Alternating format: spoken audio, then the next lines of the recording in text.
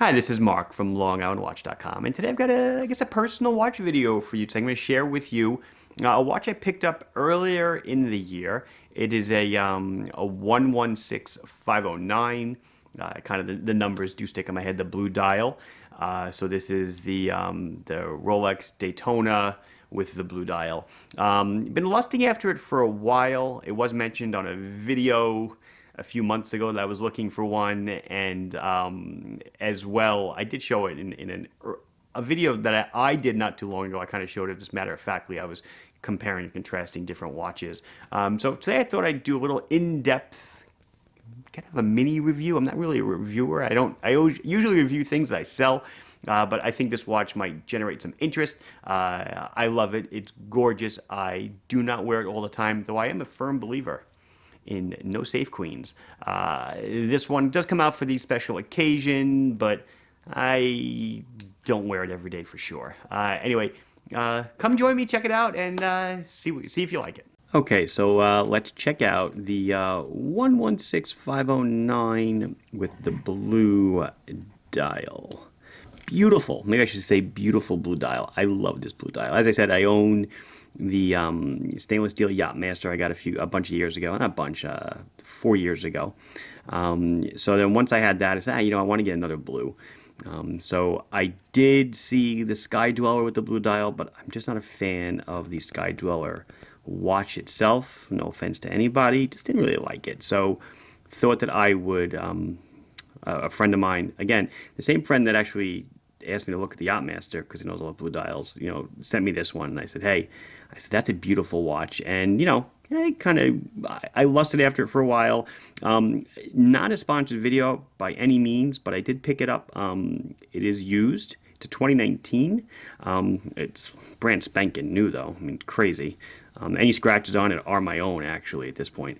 2019 been picked up from davidsw.com. They were really awesome to deal with.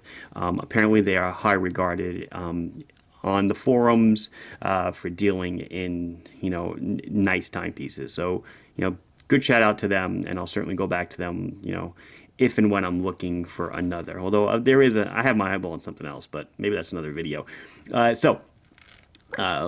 You know what's nice about this video? I can say Oyster. It's an Oyster bracelet. Kind of an inside joke, maybe. Depends if you're a regular viewer of the channel.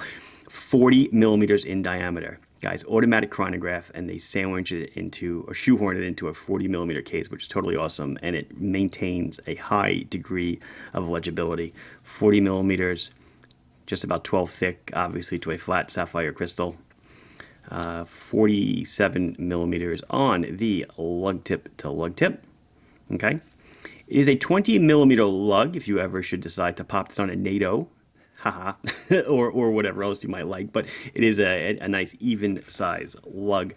In case you are not aware, the 116509 is done in complete white gold. So everything you see that's silver in color is actually white gold. The case, the bezel, the buttons, the bracelet.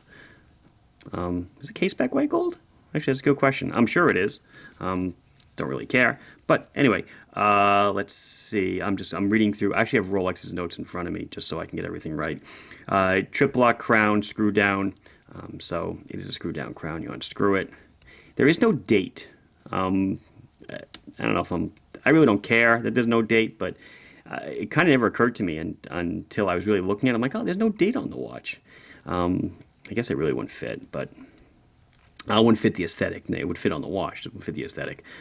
Change the time. The second hand stops, as you can tell, and it is a chronograph. I'll go into the operation of that in a minute. It's 100 meters water resistant, screw down crown, and also screw down buttons for the chronograph, so you can't accidentally use it if you were to ever take this into water, which I haven't yet. Don't think I ever would. Like I said, I don't wear it quite often. It is powered by Rolexes. You can't see anything through the case back, but I'll show you anyway. Their 4130 in-house movement.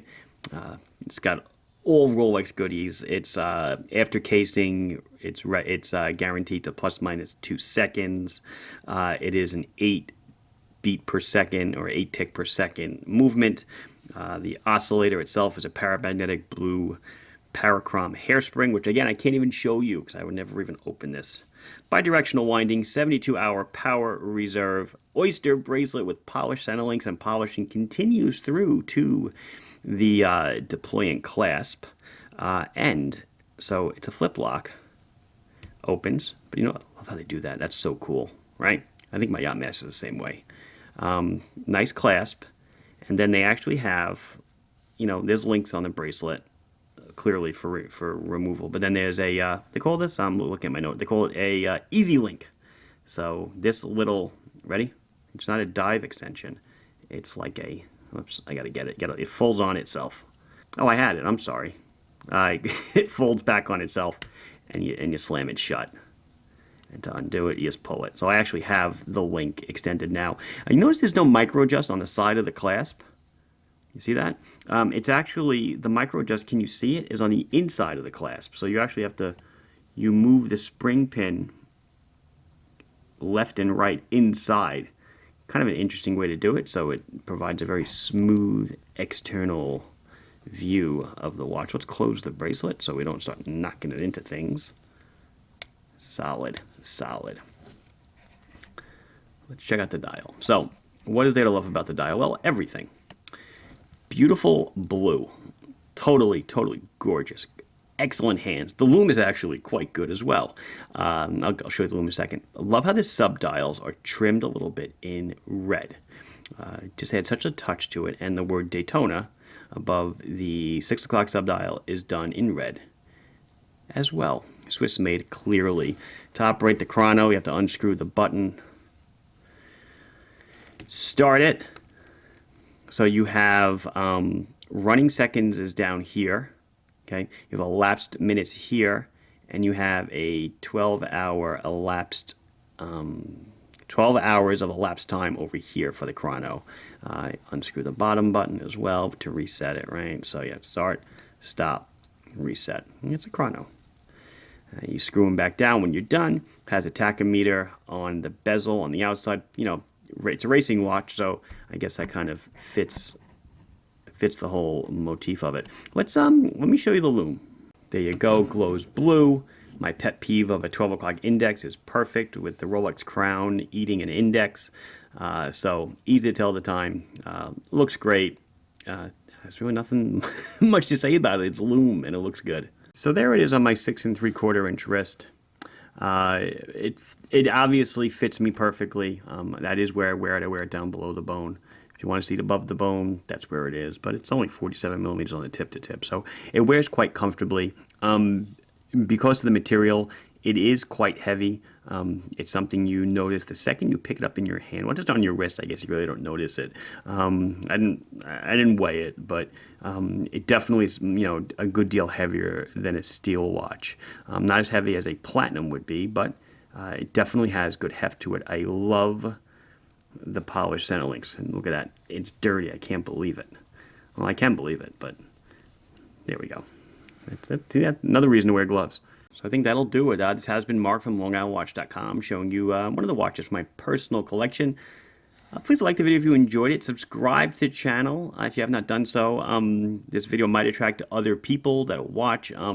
Generally, I review stuff strictly from my store. Again, this was just kind of like a personal review. Questions, comments, any kind of input you might have, you can put it down below, and I will try to address it as soon as I can. Thank you very much for watching. Bye-bye.